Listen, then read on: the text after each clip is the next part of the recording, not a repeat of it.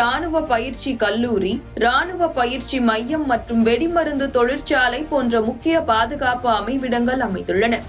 இதன் காரணமாக அவ்வப்போது அப்பகுதியில் சைரன் ஒலிகள் எழுவது இயல்பான நிகழ்வு.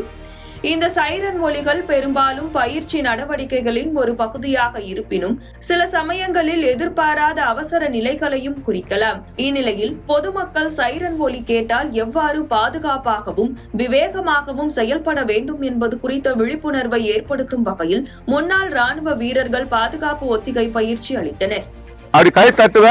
தட்டுவது எல்லாருமே ஸ்பீடா குயிக் ரியாக்ஷன், நீங்க எங்க இருந்தாலும் சரி ஓடுற மாதிரி அந்த மாதிரி பாத்துக்கோங்க. வணக்கம், என் பேர் டாக்டர் பி சீனிவாசன். நான் ஒரு முன்னாள் ராணுவ வீரர். நான் நீலகிரி மாவட்டத்துல ஊட்டி பாலிடெக்னிக் பகுதியில இருக்கேன்.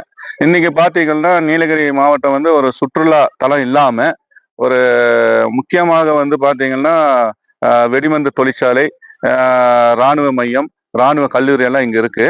இந்த இடத்துல பாத்தீங்கன்னா இன்னைக்கு இதை ஏன் சொல்றோம் அப்படின்னா, இன்னைக்கு இந்தியா பாகிஸ்தானுடைய அந்த ஒரு பிரச்சனைக்காக இன்னைக்கு எல்லா இடத்துலயும் ஒரு ஒத்திகை பார்த்துட்டு இருக்காங்க.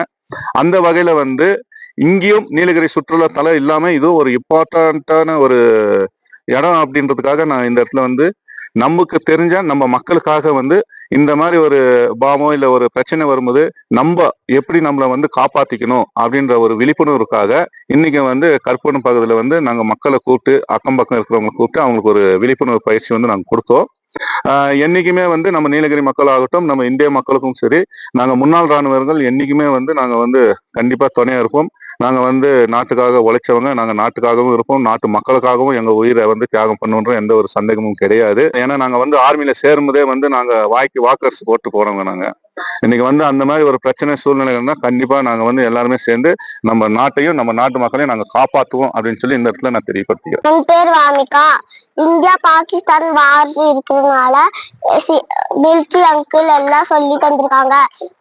தரை சைடு, கார் சைடு, கல்லு சைடு, எல்லா சைடும் ஒளிய சொல்லியிருக்காங்க. அதனால நாங்க பாதுகாப்பா இருக்கிறோம். இப்ப வந்தாவும் நாங்க அந்த மாதிரியே ஒளிஞ்சு தப்பிச்சுப்போம். ஃப்ரெண்ட்ஸுங்களை எல்லாம் கூப்பிட்டு அந்த மாதிரி எல்லாம் ஒளிஞ்சு நாங்க எல்லாம் தப்பிச்சிடுவோம். என் பேர் புனிதாங்கண்ணா. நாங்க கருப்பு மண் உலை பாலிடெக்னிக் பகுதியில ஊட்டியில இருக்கோம், நீலகிரி மாவட்டத்துல.